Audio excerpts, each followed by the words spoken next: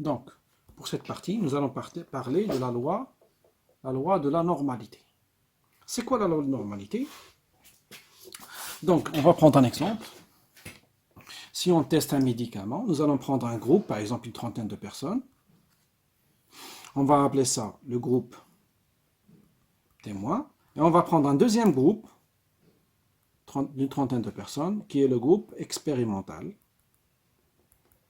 Donc, vous connaissez ça déjà. Témoin, on ne va pas leur donner le médicament. Expérimental, on va leur donner le médicament et voir s'il y a un changement. Donc, lorsque nous comparons, nous allons comparer les résultats des 30 personnes, ça veut dire 100%.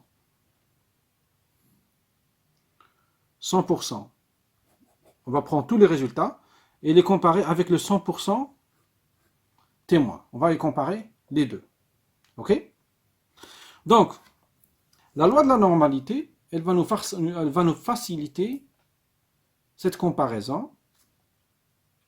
Et là, on ne va pas être obligé de comparer 100% avec 100%. Nous allons comparer seulement la majorité, ici, de 60%, avec la majorité qui est là, 60%. D'accord? Où est-ce que je trouve cette majorité? Par exemple, je vais dire que c'est un médicament amaigrissant qui va descendre le poids des individus qui vont le prendre. Je vais commencer par deux groupes 30-30. Le poids initial moyen, x bar 1 est égal à 70 kg et x bar 2 est égal à 70 kg. Ils commencent à la même place, ils ont la même moyenne, les 30 là et les 30 là. Et après, je vais mettre ces gens-là sur ce médicament amaigrissant pendant 3 mois et voir le résultat, x bar 2 prime. D'accord? Et le comparer avec le groupe témoin. Donc, la loi de la normalité me permet de comparer seulement la majorité avec la majorité, 60% avec 60%. Où est-ce que je vais trouver ce 60%? Le 60%, je vais le trouver dans x bar 1 plus ou moins sigma 1. Sigma, c'est l'écart type. Si vous avez vu la vidéo d'avant, sigma, c'est l'écart type. L'écart type, on le calcule par la racine de 1 sur n, l'ensemble des xi moins x bar au carré.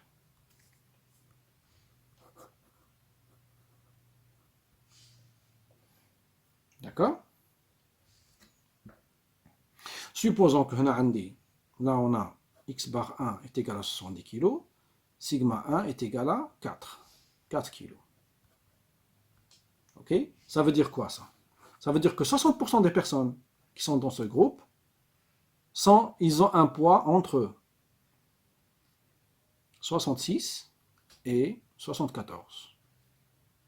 60% des gens, la majorité des personnes dans ce groupe témoin, ils ont un poids entre 66 kg et 74 kg. D'accord?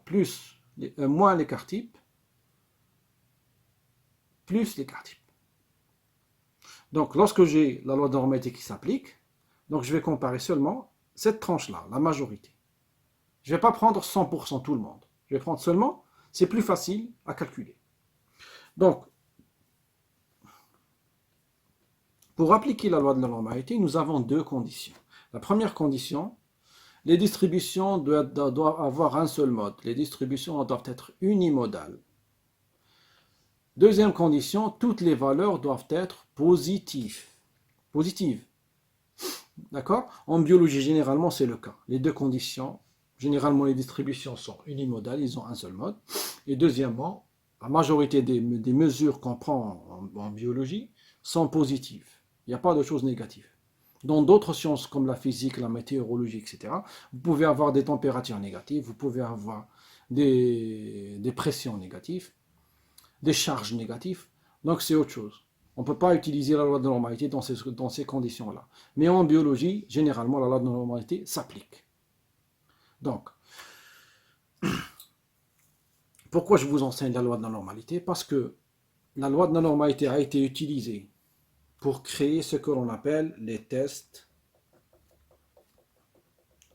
paramétriques. paramétriques. Les tests paramétriques. C'est quoi un test paramétrique? Vous allez voir trois exemples. Nous avons le test T, le test Ki2 et le test F, ou là, ce qu'on appelle aussi ANOVA. Un test paramétrique. Lorsque vous utilisez un test paramétrique et vous, pour comparer par exemple deux ou trois distributions, vous êtes en train d'utiliser, sans le savoir, la loi de la normalité. Vous comparez 60 avec 60. Par opposition, les tests non paramétriques, vous comparez 100% avec 100%. D'accord? Ça ne veut pas dire que les tests non paramétriques sont meilleurs que les tests paramétriques. Non, loin de là. Les tests paramétriques sont plus précis que les tests non paramétriques.